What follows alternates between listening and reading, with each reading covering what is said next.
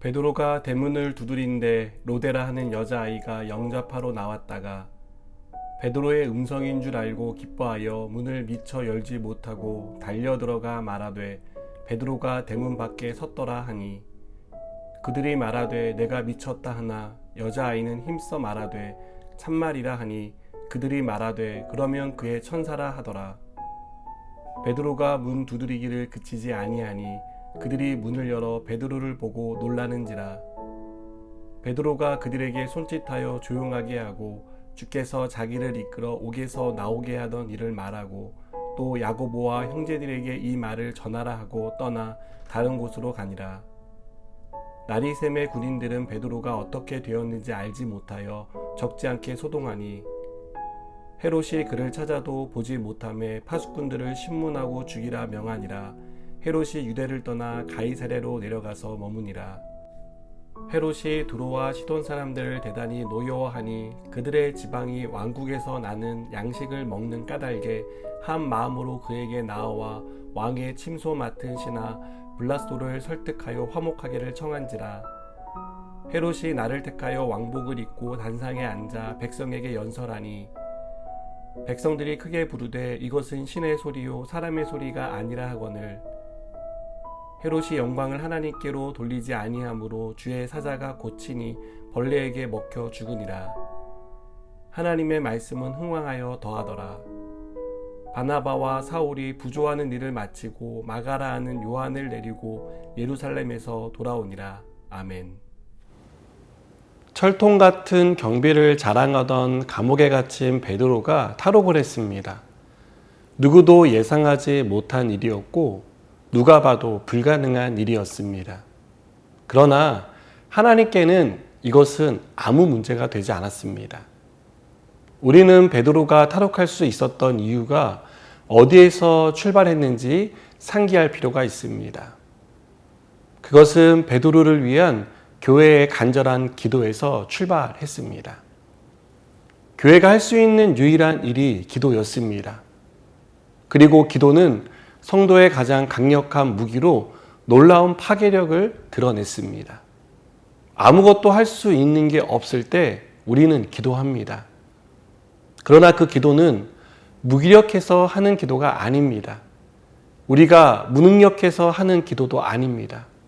기도가 가장 강력한 무기라는 것을 알기에 기도하는 것입니다.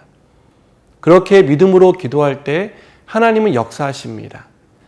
아무도 할 수 없는 일을 하나님이 해 주십니다. 기적이 필요한 상황에 기적을 일으키십니다. 하나님의 기적은 베드로의 탈옥으로 끝나지 않았습니다.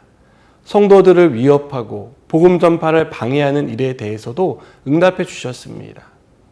야고보를 죽이고 베드로마저 죽이려고 했던 헤롯은 막강한 힘을 가지고 있었습니다. 헤롯의 이 막강한 힘을 보여주는 사건이 두로와 시돈에 대한 헤롯의 분노입니다.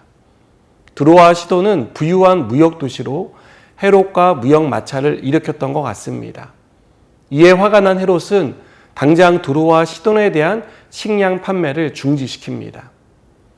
그리고 식량 판매가 중지되자 발등에 불이 떨어진 두로와 시돈 사람들은 헤롯을 찾아가 화해를 요청합니다. 이들은 화가 난 헤롯의 마음을 풀어주기 위해 그가 왕복을 입고 백성 앞에서 연설하자 이것은 신의 소리요 사람의 소리가 아니다라고 아첨을 합니다. 이 말을 들은 헤롯은 기분이 좋아져 정말 자신이 신이라도 된 듯 교만해졌습니다. 여러분, 교만한 사람의 특징 중 하나는요, 다른 사람이 보이지 않고 자기만 보인다는 것입니다. 헤롯은 하나님을 보지 못했습니다. 그래서 하나님께 돌려야 할 영광을 돌리지 않았습니다. 그 결과 주의 사자가 헤롯을 쳐서 벌레에 먹혀 죽게 합니다. 헤롯이 살던 시대의 왕과 같은 권력자는 신이나 신의 아들로 불리곤 했습니다. 권력의 최고봉에 있었고 말 한마디면 모든 것이 가능한 위치에 있었기 때문입니다. 그러나 그들의 결말은 평범한 사람의 결말과 다르지 않았습니다. 나이를 먹고 육체가 쇠약해지고 결국 죽는 것은 권력자라고 해서 다르지 않았습니다.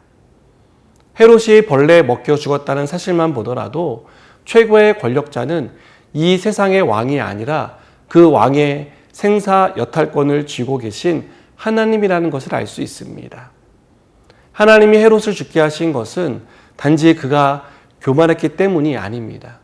헤롯이 하나님도 두려워하지 않고 복음의 확장을 가로막고 있었기 때문입니다.